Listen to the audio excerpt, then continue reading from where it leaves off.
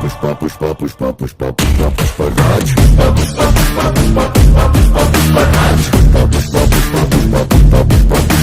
पुष्पा नाम सुन के फ्लावर समझे क्या? फायर है मैं।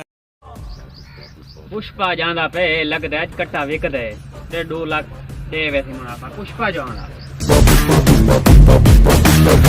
बाबा तेरा तो कट्टे दा जिक्र कीता ना है वो कट्टा है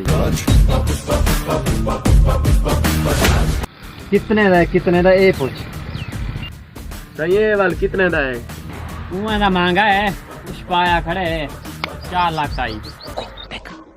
लेकिन ये साला कर क्या रहा है यहाँ पे? ये तो अभी सस्ता है, महंगा हो गया तो वाल क्या करे यार। उसका गाल सीधी करे थी 4 लाख का नहीं 50,000 देने गाल का इन्ने तक गहनमान ना तो निकल 50 दा कौन दे तो शर्म पुष्पा दी बेइज्जती करे ना पे ते तारे कहीं बई जा जिलो